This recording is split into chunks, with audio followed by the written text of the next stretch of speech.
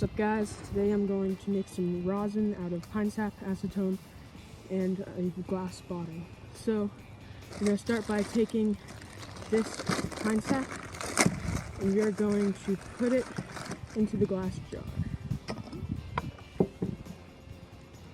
Now this stuff is very impure when you find it, and so we essentially have to take the acetone and dissolve it, and then we're going to pour it through a coffee filter.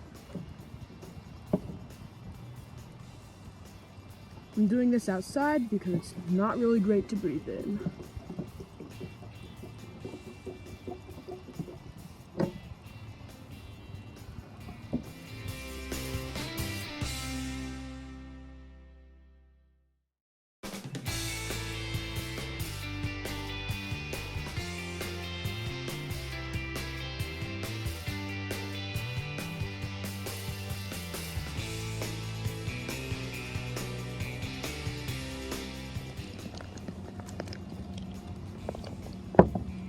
Now you just want to let this settle out for about an hour before you filter it out and take out all the little pieces of wood and debris that got stuck in the sap when you roasted it.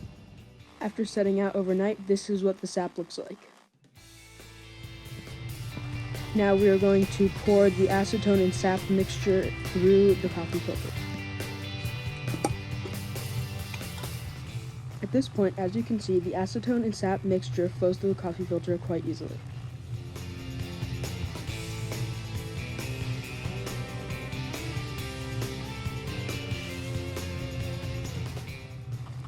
And I just managed to make a major mess, so I'll be back in a little bit.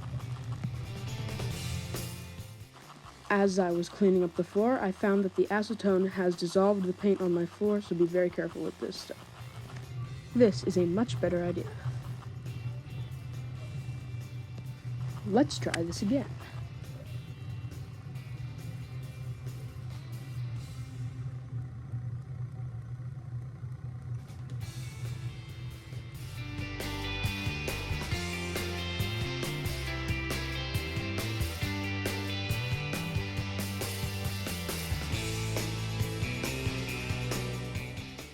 Now when the sediment clogs the filter and slows filtration, you can stir it up to speed things up again. If you need to replace the filter, just wring it out and put on a new one. Here you can see just how much debris is in the sap before filtration. I filtered it one last time just to make sure I got the purest result possible. I found that you don't really need a rubber band to hold the filter on because the sap is sticky enough to keep it in place itself. Remember when I said to do this outside?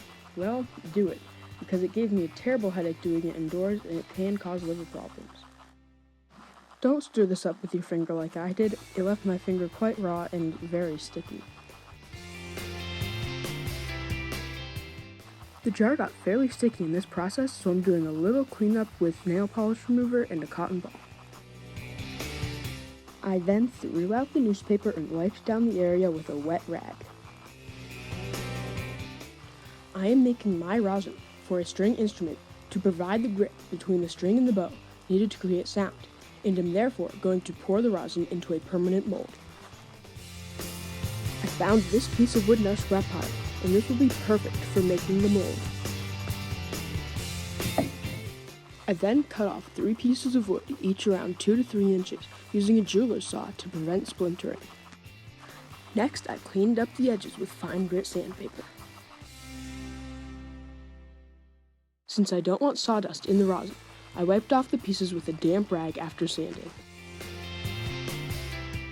Seeing that I am going to be pouring the finished rosin into these molds, I need to close off the ends, and for that I am using foil tape. I used 2 about 1.5 inch strips of tape, pressing it into the ends of the mold firmly to create a watertight seal.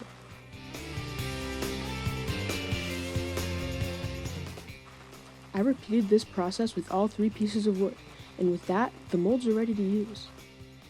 If you can't find a piece of wood like mine, don't worry. A much more obtainable mold is an aluminum cup from a tea light candle. With this type of mold, you will want to cut the finished rosin out of the cup. Unfortunately, this makes the rosin less protected and more susceptible to break. Rosin is quite brittle, and a gentle fall will cause it to shatter, and broken rosin is very hard to use with string instruments. After sitting out for about a day, I found that many impurities had settled to the bottom of the jar. Now I am going to prepare the can that will be used to boil off the acetone. Make sure you remove the adhesive used to attach the label. I am now going to boil the acetone and other non-rosin materials off using an electric skillet. Make sure the oil is deep enough to halfway submerge the acetone solution once it is in the can. It is imperative that an electric skillet is used to allow for good distribution of heat. Another reason that we need to use an electric skillet is because we need to control the temperature. For the first of 3 boiling stages, set the temperature to 250 degrees.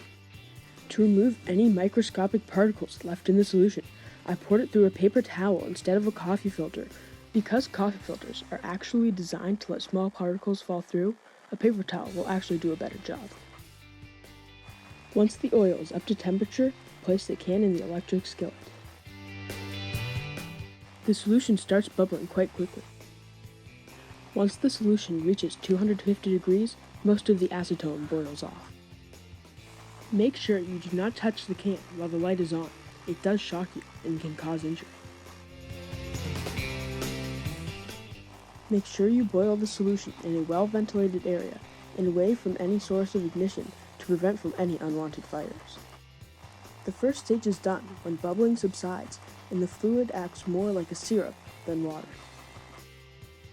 For the second stage of boiling, bring the temperature up to 300 degrees Fahrenheit. At this temperature, all the acetone disappears, and so do many other compounds that make up the sap.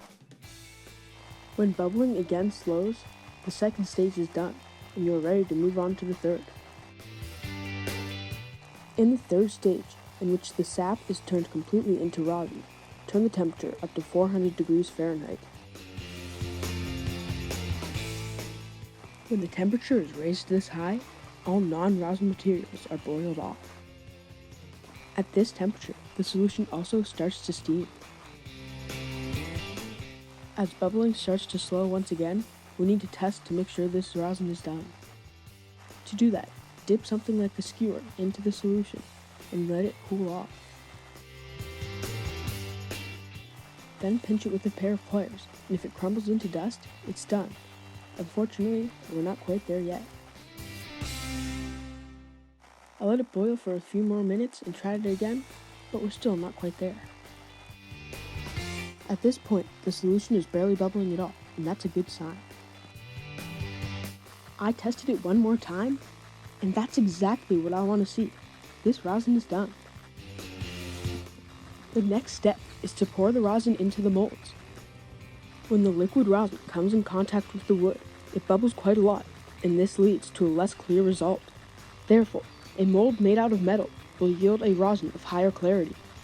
However, as I said earlier, a rosin poured into a non-permanent mold is more susceptible to break, and my metal molds are not permanent.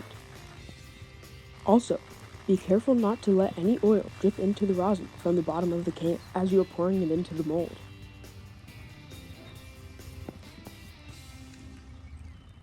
To prevent cracking due to thermal shock, put the rosin into a 400-degree oven and turn it off to slowly bring them down to temperature. Next, wipe off the bottom of the can with a dry paper towel. Rosin has many uses, such as a soldering material and an incense binder. It is also used to provide grip for your hands in several sports. Because of this, I try not to waste any and collect whatever is left behind inside the can. After about an hour in the oven, the rosin is down to room temperature. The next step is to remove the foil tape from the molds.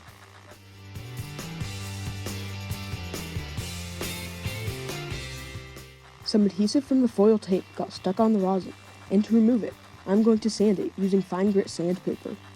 This process is not necessary, but I like to do it anyway.